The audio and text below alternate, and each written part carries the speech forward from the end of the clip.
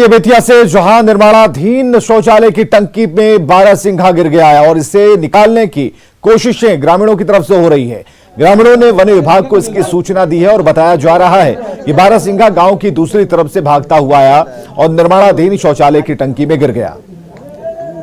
तो ये तस्वीरें आप देख पा रहे हैं बेतिया से, जहां ग्रामीण निकालने की कोशिश कर रहे हैं इस बारहसिंघे को। ये अर्धनिर्मित शौचालय की टंकी थी जिसमें ये बारहसिंघा गिरा हुआ है। हालांकि वन विभाग को सूचना दी है, ग्रामीणों ने अपनी तरफ से कोशिशें कर रहे हैं, लेकिन अभी वहां लोगों की भीड़ है और कोशिश की जा रही है कि इसे तुरंत से तुरंत बाहर निकाला जा सके।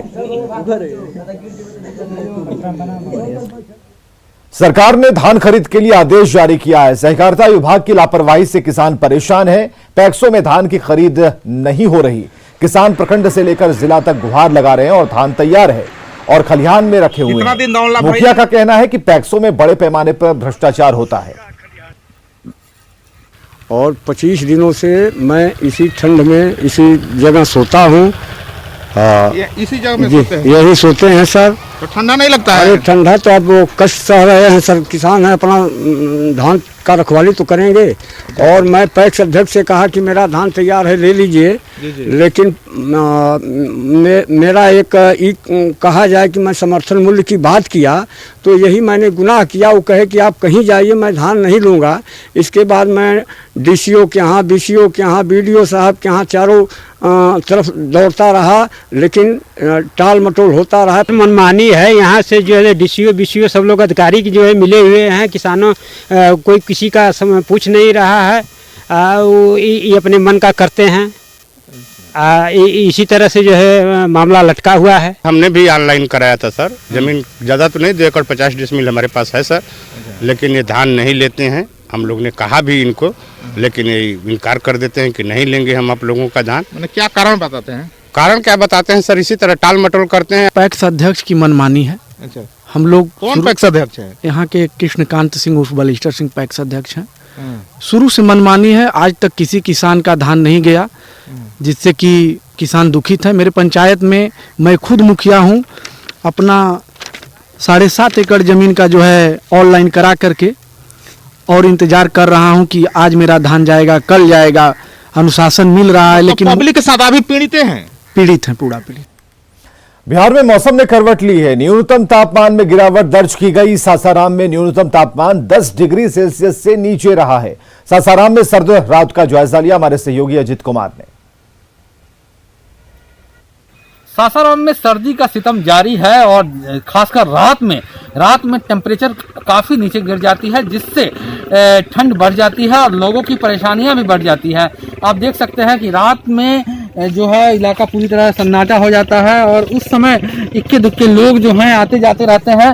तो कह सकते हैं कि सासाराम में ठंड का प्रकोप है और खासकर जो कामकाजी लोग हैं जो देर सवेर आते हैं अपने घर को, उन लोगों को परेशानी बढ़ जाती है। ठंड का क्या स्थिति है? ठंड तो बढ़ते जा रहा है बहुत ज्यादा, मतलब टेम्परेचर और डाउन होते जा रहा है, पारा गिरते जा रहा है। तो रात में दिक्कत हो जाती है? जी, रात होते होते और भी मतलब टेम्परेचर डाउन होते जाता है। सुबह मॉर्निंग में भी और ज्यादा बढ़ जाता है। अभी उसके लिए क्या कर रहे हैं आप लोग बचने के लिए? बचने के लिए वही कान में टोपी वगैरह लगा करके और जितना हो सके गर्म कपड़ा पहनना है, इनर पहनना है, स्वेटर पहनना है।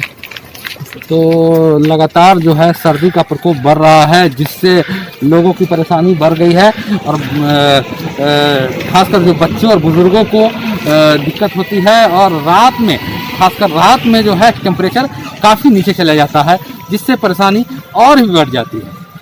अजीत कुमार, न्यूज़ 18, सासाराम।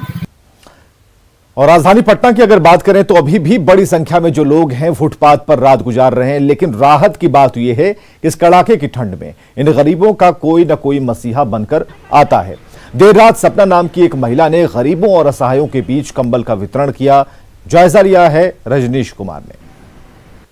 अपने लिए तो सभी जीते हैं, लेकिन कुछ ऐसे भी लोग हैं जो दूसरों की भी परवाह करते हैं।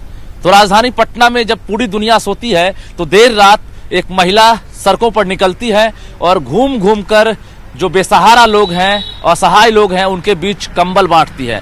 यानी सर्द की रात है और गरीबों पर किस तरह से ठंड का जो 3rd डिग्री टॉर्चर है वो पड़ रहा है। ऐसे में देख सकते हैं कि राजधानी पटना की ये महिला है और हर जगह जा जाकर, यानी फुटपाथ पर जो रहने वाले लोग हैं उनके बीच में देखिए कंबल उठाकर उनको किसी तरह से ठंड में जान बचाने का प्रयास कर रही है।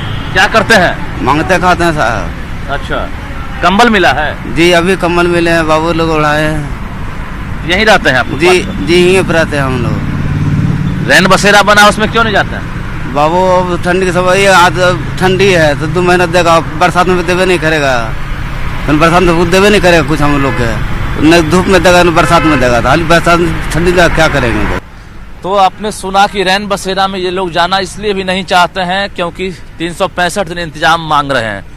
क्या करते हैं आप? जी हम तो ब्राह्मण है, मांगते खाते हैं जो। यहीं रहते हैं? यहीं रहते हैं जो। आप क्यों नहीं जाते हैं रैन बसेरा में? कभी कभी जैसे ये जाते हैं घर है और बच्चा को जैसे मांग कर कुछ मिलता है पैसा कौड़ी जाके दे देते हैं। अभी कंबल मिला है आपको? जी कंबल मिला है। यानी जो तस्वीर है बताने के लिए काफी है कि किस तरह से दिन भर मांग कर किसी तरह से काम चलाते हैं और रात में सोने के लिए फुटपाथ पर आते हैं और ओढ़ने के लिए एक चादर तक नहीं था, यही प्लास्टिक की बोरी थी। कितने दिनों से घूम रही है और सब जगह बांट रही है? काफी दिन हो गए हमें तो। हम तो रोज ही रात को निकलते हैं, जब भी मौका मिलता है 7:30, 8, 8:30 बजे निकलते हैं हम लोग साथ में। मैं और मेरे साथ ये बच्चा है, मेरा स्टूडेंट है। हम लोग रोज निकलते हैं, कभी अकेले कभी साथ में कोई होता है। क्या लग रहा है आपको, पटना में कई जगह रैन बसेरा बनाया गया है, हाँ, वहाँ ये लोग क्यों नहीं जाते? हो सकता है कि मैं वहाँ I have not visited that place, but हो सकता है कि उनको कारण कुछ लगा होगा ना, आप लोगों ने पूछा होगा ना कि जिला प्रशासन की तरफ से इंतजाम जब किया गया है रैन बसेरा का, तो ये लोग फुटपाथ पर क्यों रहते हैं? मुझे लगता है कि यहाँ जो बहुत सारी समाज सेवी संस्थाएं हैं जो डेली उन्होंने ये मतलब कई लोग बोलते हैं कि रोज वो बांटते हैं लोग, उनसे ही उनका पेट भरता है। तो ये मतलब बहुत अच्छी बात है, यहाँ बहुत सारे लोग कर रहे हैं और मैं भी उसका एक हिस्सा हूँ। जाहिर है एक संदेश भी है, अगर आपके आसपास भी अगर ऐसा कोई असहाय और गरीब लोग ठंड में ठिठुर रहा है तो आप भी मदद करने के लिए आगे बढ़ें। कैमरामैन मनीष जुनेजा के साथ रजनीश कुमार, न्यूज़ 18 पटना।